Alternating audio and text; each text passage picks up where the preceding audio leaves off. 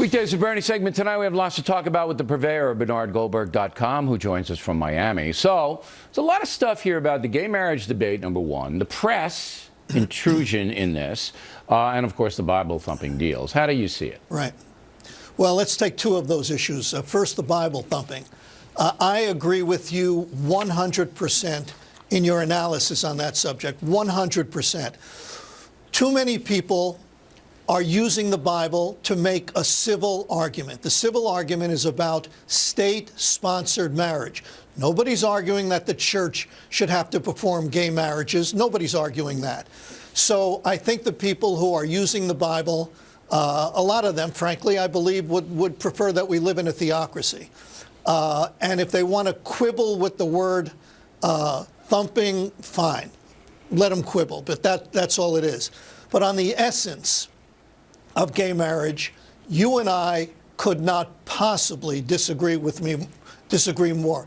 I disagree with just about every syllable you've ever uttered on the subject of gay marriage. Can I give you three examples real quick? Sure. One, I believe marriage, gay marriage, is a civil right.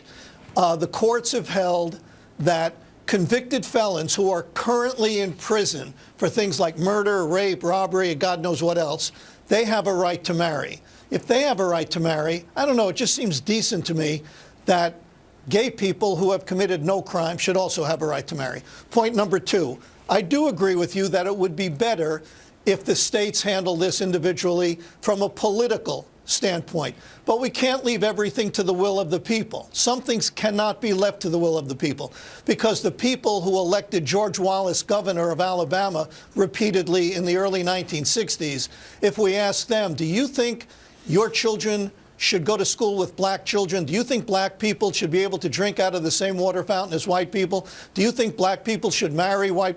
They would have said no to everything. Yeah, and we know that because they voted it's a different country now. You could nullify the founding fathers by saying most of them were slaveholders. So you don't nullify the will of the people because of historical atrocities. You just don't do that. I think, sir, I think you can use the will of the people in almost every case, but not in some cases. And this is one of those cases where look, you do. Can I give you the third example real quick? But I don't want you to outkick your coverage here, to use a sports metaphor, okay?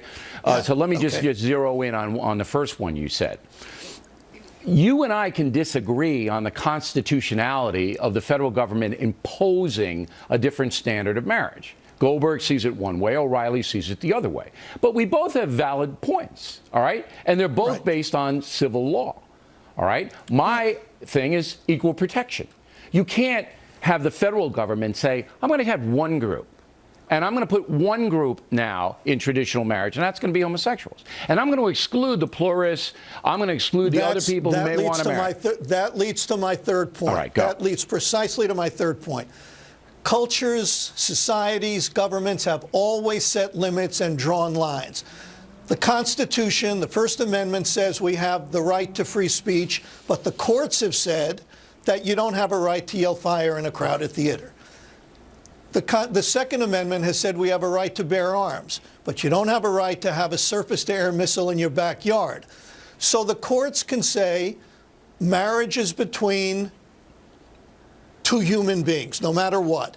And why two? If there ever is a growing consensus that Lenny should be able to marry a goat or for polygamy, then we can have that discussion. So a growing consensus is what we base our constitutional decisions on? No, I think your argument about Lenny wanting to marry a goat, that's not my argument. So my argument is that you can't select one group to change a standard that has been in place for thousands of years because you exclude others. All right, everybody's got it. You do agree that we always draw lines. Everybody's got it. I respect your point of view. You respect my point of view, and we'll see how it comes down. Now, the point I made to Miss Megan was that the criticism about the thumping the Bible is power-based. She thought it was personal. It's not personal. All right, if I wasn't successful in what I do, nobody would care what I said. This is about both the left-wing and the right-wing ideologues trying to diminish the power of this program, the power of this network. All right, that's what it's about, and people should be very clear on that. No, the right wing and the left wing are different in this sense. I know exactly why the right wing ideologues no offense, Bill, but I know why they don't like you. Because you're not an ideologue, because you're not reliably conservative, because on some issues, and I think you and I are very much alike in this area, on many issues, you're either conservative or traditional, whatever word you want to use. I'm conservative on most issues, but on some issues that fall into the social issue category, I'm not conservative. And they don't like you because you have a powerful show, and damn it, you don't agree with them on everything. They see you as a kind of traitor. Well, you know what? Screw them. Don't worry about it. I don't worry about it. I'm serious. Believe me, I don't worry about it. But what I worry about is traditional Americans, about 25% of them, who have no clue about how to win the argument. And that is really... I hope they don't win. Go ahead. I hope they don't win the argument. I hope they don't win the argument. Well, you want them to win the argument on many issues, just on this issue you don't. But I want traditional Americans to put forth their best, most effective argument, because you know how many millions of babies are going to be saved? Because they did it the right way in the abortion, and they are doing it the right way. You know how many millions of babies are going to be saved by that? The greater good should be served in this country.